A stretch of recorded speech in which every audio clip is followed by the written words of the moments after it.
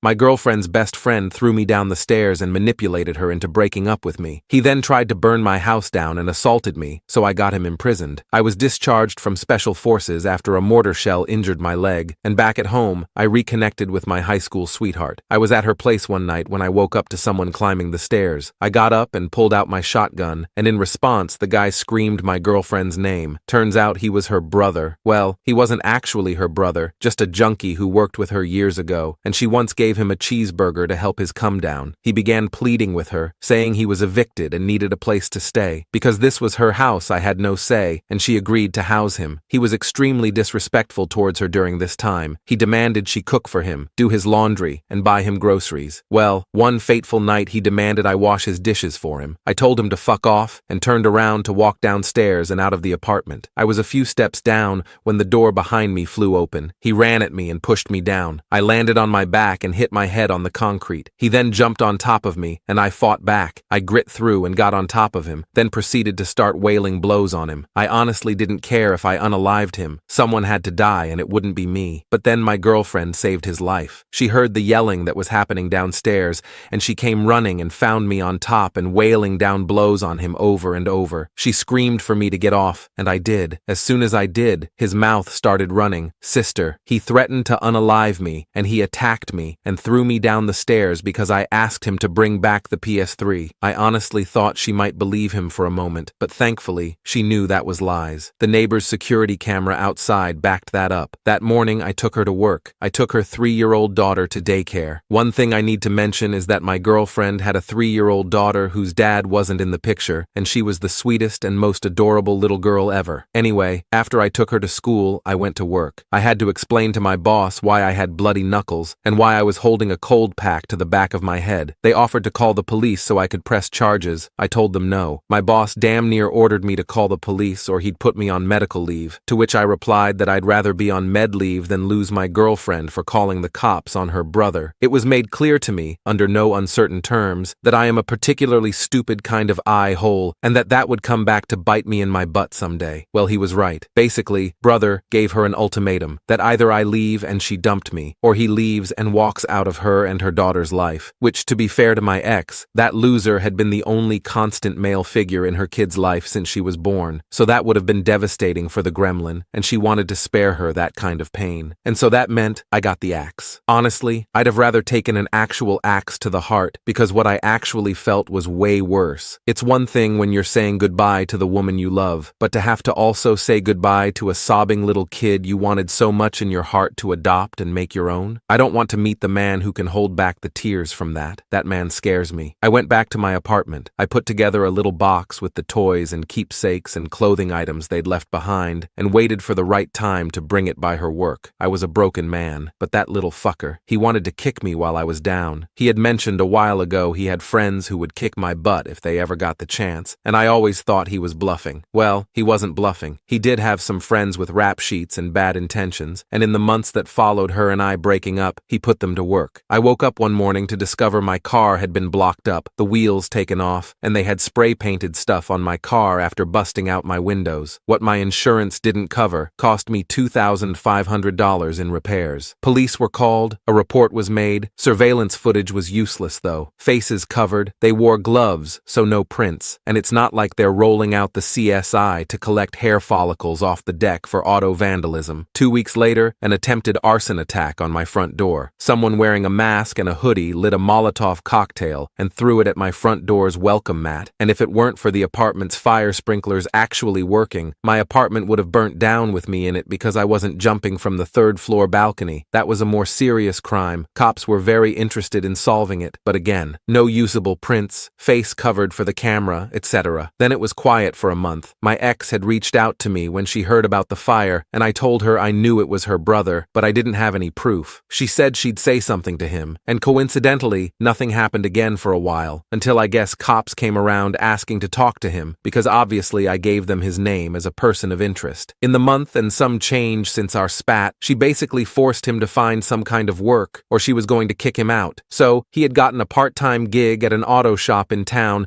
that had a rep for being the one you don't go to, but fine to recommend to someone you hate. They cut corners everywhere they could, so it was a perfect job for the weasel, at least until the cops came came looking for him one day, asking about that fire. The owners didn't like having cops asking about their employees, so since he'd only been there a week or two, he got the boot. He deeply appreciated that. So, one night, I am getting home from work. I had stopped at the gym on the way, worked up a good sweat, and got a bite to eat from the grocery store. I pulled into my spot in my Enterprise rental, my car was still in the shop, and walked into my apartment. Real quick. While I was over 21 and legally owned guns and had a concealed carry permit, on days where I was on base, I did not carry my pistol. It's incredibly rare for anyone whose explicit job description doesn't include carries a pistol at all times to be allowed to carry a weapon on base. Since I'm not leaving a pistol on my car, and there weren't any places to securely store a weapon while I was working, I just opted to not take my gun with me. It's also why I did not have a pistol on me the morning brother jumped me. I was unarmed. I lived on the 3rd floor. There was a 4th floor above me and stairs leading to it. I heard footsteps coming down the stairs fast, and I turned to see 4 guys in hoods, masks, and wearing gloves coming towards me. My door was open, so I dropped my groceries and tried to slam the door behind me. They got a foot in and managed to wedge through into my apartment. What followed took place during a period of about 14 seconds. The neighbor across the way, after the fire, got a security cam installed outside their door as well, so we know the actual timestamps down to the second. I kept a loaded pistol tucked in a closet near my front door. Irresponsible, I know, but I was younger and more naive than I am now. In the scuffle with the first guy who came through the door, I managed to reach my hand into the closet, find the gun, and push myself back and away to give us several feet of space. I remember very vividly seeing all 4 men in my doorway and hallway, the first guy I had just pushed having been body blocked from falling backward and was starting to come toward me a second time. I raised my pistol. This one was a SIG P226 chambered in .40 Smith & Wesson, and just as I heard one of them shout, "Gun," I started lining up shots and pulling the trigger. There were no limb shots, no shooting to scare them. I didn't try to wing them. Body, head, as I had trained, as I had been taught. The first guy went down, the second guy caught 2 of the through-and-throughs from the first guy before I plugged him in the forehead. The third guy stopped dead in his tracks before catching 4 center of mass, and the 4th guy was halfway out the door before I emptied the rest of my magazine into him through friend number 3 and whatever I could see and aim at. Well, unfortunately the AY hole lived, but what that meant was that I couldn't be charged in the most serious way possible for it. However, the first 3 recipients of my high-velocity sleeping pills didn't live. The first guy insides were all over the second guy. The second guys were all over my wall. They were all pronounced dead on the scene. The 4th guy was my ex's brother. Of the 3 bullets that connected him, 1 grazed his butt, the other thoroughly lodged itself in his right butt cheek, and the 3rd one hit him square in the spinal cord, right around the kidney area, shattered his spine, and completely destroyed his lucrative career in competitive breakdance and bicycling. He was paralyzed from the navel down, had to have a permanent catheter to catch his pee,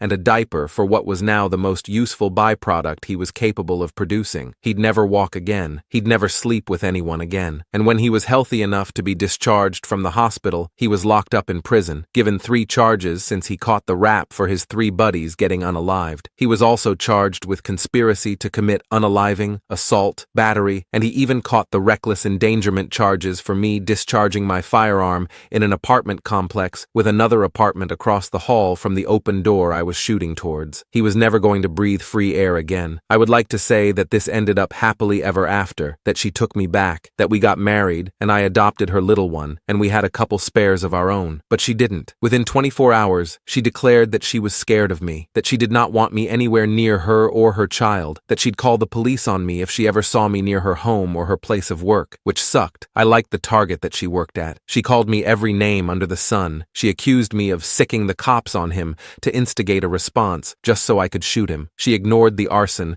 the vandalism, the various threats he'd thrown at me in the previous months we were together. I never saw her again. She blocked me on everything. Her family blocked me. She changed her number, she transferred to a different target, and after a couple of months she moved to a different apartment in a different part of town. It has been 8 years, and I still haven't heard from her. I know she's alive. Friends of friends informed me she got married in 2020, had a second kid, and is happy, so more power to her. I never got my happy ending. My white picket fence. Believe it or not, unaliving 3 guys, even for a person trained for war and conditioned for the possibility that one day he might have to do it, messes with your head, especially when you consider it happened in your home and not in Baghdad. There's a huge mental and emotional disconnect and difference between unaliving someone for work and unaliving someone because your life was in danger. I had PTSD. I couldn't touch any of my guns, once I got them back, for a full year without having panic attacks. The Navy was great about it all. They aided with the investigation,